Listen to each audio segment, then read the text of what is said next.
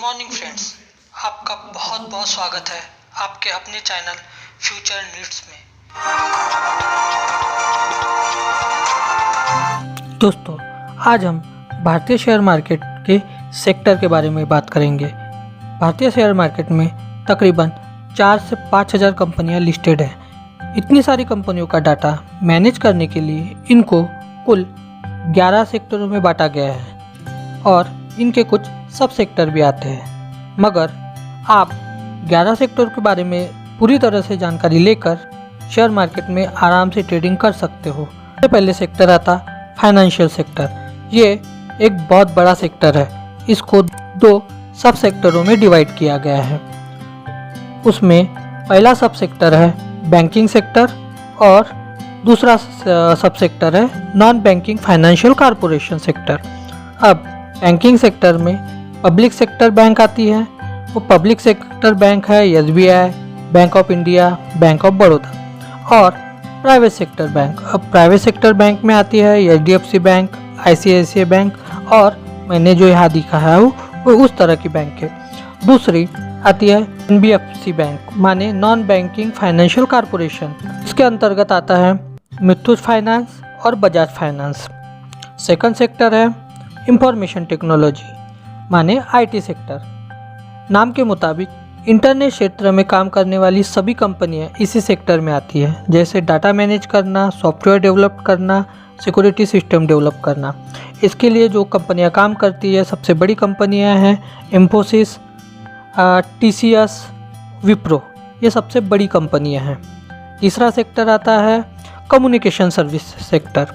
Communication sector service sector में आता है टेलीकॉम कंपनियां, टेलीकॉम प्रोडक्ट बनाने वाली कंपनियां और मीडिया एंटरटेनमेंट क्षेत्र में काम करने वाली सभी कंपनियां आती है कम्युनिकेशन सर्विस सेक्टर में।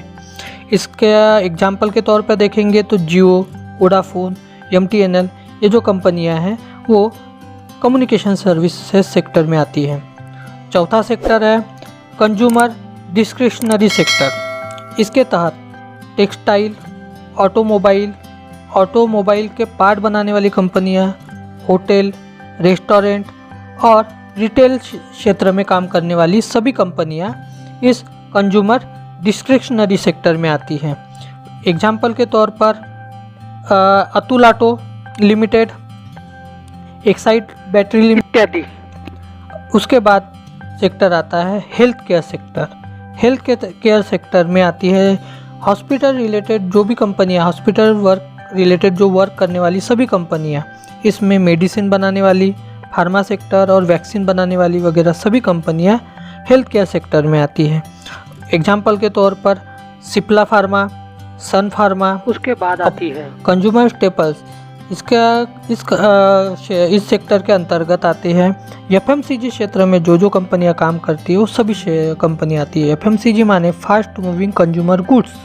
इस क्षेत्र में काम करने वाली सभी कंपनियां आती है। इसमें नमकीन बनाने वाली, शराब बनाने वाली और डेली यूज में जो प्रोडक्ट आते हैं खाने के वो बनाने वाली कंपनियां आती है, जैसे जुबिलेंट फूड, हिंदुस्तान यूनिलीवर। 7वें नंबर पर है इंडस्ट्रियल सेक्टर। अब इंडस्ट्रियल सेक्टर में आता है एरोस्पेस, डिफेंस।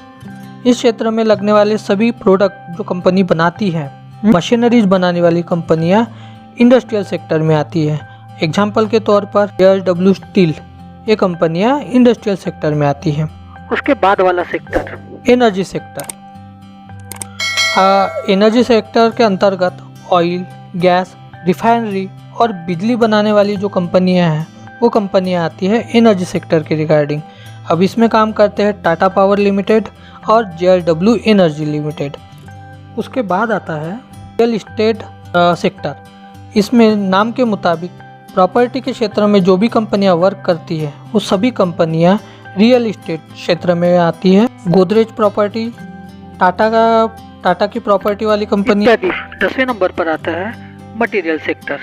मटेरियल सेक्टर में construction material, metal, mining, chemicals, packaging, paper और पैकिंग पेपर कंटेनर, इनका निर्माण करने वाली सभी कंपनियां मटेरियल सेक्टर में आती है, जैसे कि लार्सन एंड टर्बो Limited, Jindal Polyfilm Limited, Andhra Paper इत्यादि।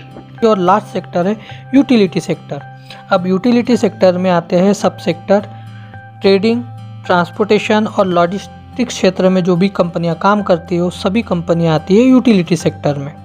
अब इसका एग्जाम्पल के लिए NHPC से इत्यादि। मेरे द्वारा दी गई जानकारी सही और अच्छी लगे तो मेरे वीडियो को लाइक करिए और मेरे चैनल को सब्सक्राइब करिए ताकि ऐसी अच्छी जानकारी मैं आपको हमेशा देते रहूं। हमारे साथ जुड़ने के लिए और वीडियो को अंत तक देखने के लिए बहुत बहुत शुक्रिया। Thank you.